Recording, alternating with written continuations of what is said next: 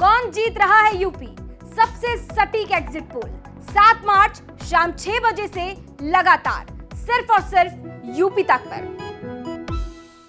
गरीब की बहुत बात होती है, दलित, शोषित समाज, पिछड़े वर्ग, गरीब अग्रय वर्ग की बड़ी बातें होती हैं, पर इन सबको मोदी जी ने और योगी जी ने मिलकर जो सहायता और उनके आंसू पहुंचने का काम किया है, वो एक बहुत हमें सूचना मिली है कि जो काफिला समाजवादी पार्टी का चल रहा था, उस पे एक लड़के पर गाड़ी का एक टायर चढ़ गया और गाड़ी रुकी नहीं। उसके बाद गांव वालों ने, क्योंकि वो गाड़ी उसके पैर पे चढ़ गई थी, उसके बाद गांव वालों ने कुछ नाराज होकर अटैक किया। उत्तर प्रदेश का चुनाव और 6वां चरण और जिला कुशीनगर। हमारे साथ बात करने के लिए इस वक्त जो मौजूद हैं वो भाजपा के इस वक्त के बड़े वरिष्ठ नेता आरपीएन सिंह साहब हैं। बहुत स्वागत है आपका आरपीएन जी। कुशीनगर की बात करेंगे। पटरौना सीट में आपका वर्चस्व है, आप भले चुनाव नहीं लड़ रहे हैं, पर बातचीत बड़े खेमों में ये चल रही है कि आरपीएन सिंह खड़े हैं तो वोट जो है उन्हीं के नाम पर बीजेपी में जाएगा। ओवरऑल कुशीनगर की सियासत को कैसे देख रहे हैं? पोलिंग भी महज कुछ घंटे दूर है।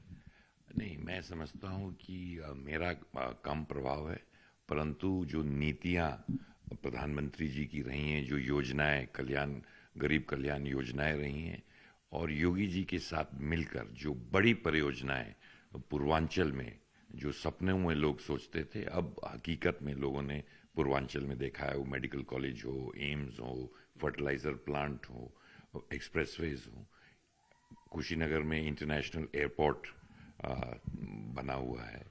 तो मैं समझता हूँ ये जो मुद्दे हैं, प्लस जो पहले बिजली गांव में कभी दिन को आती थी, कभी रात को आती थी, कभी एक हफ्ते के लिए आती थी, अगले हफ्ते नहीं, रोशनी अब गांव में भी 18 से 24 घंटे रहती है। आवास, किसान निधि, नल परियोजना,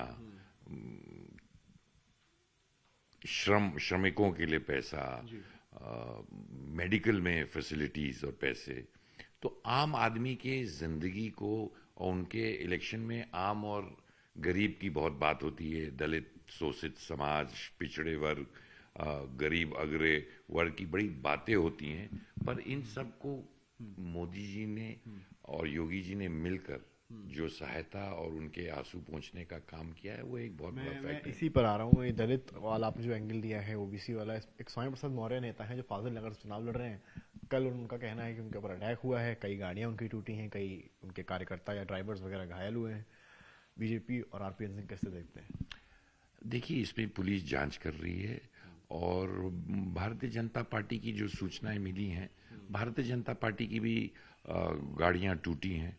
अब दोनों पार्टियां एक दूसरे से क्रॉस कर रही थी। जो हमें सूचना मिली है कि जो काफिला समाजवादी पार्टी का चल रहा था, उस पे एक लड़के पर गाड़ी का एक टायर चढ़ गया और गाड़ी रुकी नहीं।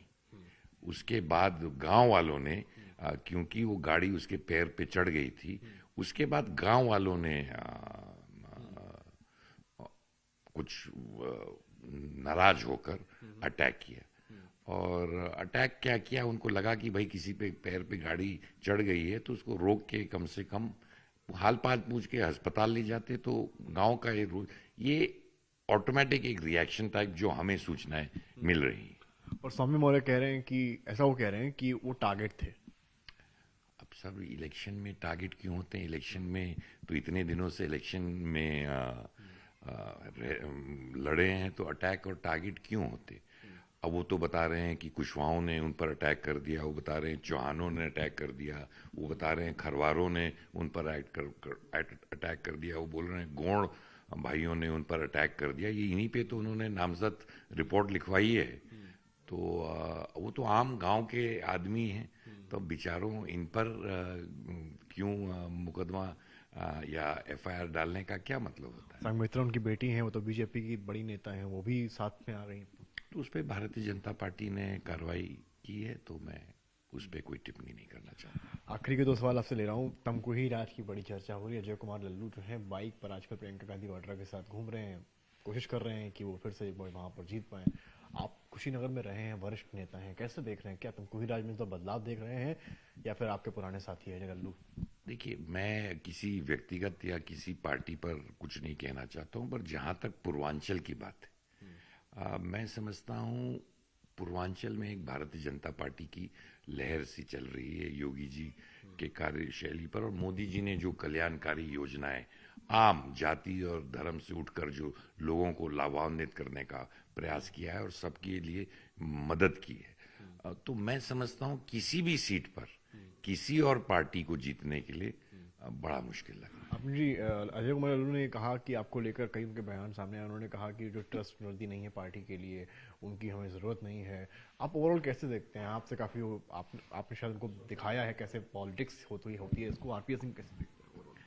अब सर वो मुझे कोई भी तमाम लोग गाली दे रहे हैं, पर मैं व्यक्तिगत टिप्पणी नहीं करता हूँ। इतना ही कहूँगा कि भगवान को सद्बुद्धि देनी चाहिए। आखिरी सवाल, 7 विधानसभा सीटें बीजेपी कितनी निकाल रही? मैं समझता हूं, मैंने आपको कहा सिर्फ कुशीनगर की बात नहीं कर रहा हूँ। कुशीनगर हो, देवरिया हो, महाराजगंज हो, गोरखपुर हो, ये पूरा बेल्ट जितना है, बस्ती हो, संत कबीर नगर हो, सिद्धार्थ नगर हो, इधर जितनी सीटें, मऊ तक, मऊ क्योंकि वहां तो अभी आगे, और बनारस में तो कुछ कहने की बात ही नहीं है, तो इधर तक जो अभी वोटिंग होने जा रही है, इसमें साफ तौर से भारतीय जनता पार्टी। चलिए, और शुभकामनाएं आपको। तो ये थे हमारे साथ उत्तर प्रदेश की राजनीति के वरिष्ठ नेता आरपीएन सिंह। इनका कहना है, कॉन्फिडेंट है कि बीजेपी 7 सीट कुशीनगर से निकाल रही है, न केवल कुशीनगर बल्कि पूरे पूर्वांचल में इस बार बीजेपी दमखम दिखा रही है। कैमरामैन संदीप दुबे के साथ समर्थ श्रीवास्तव।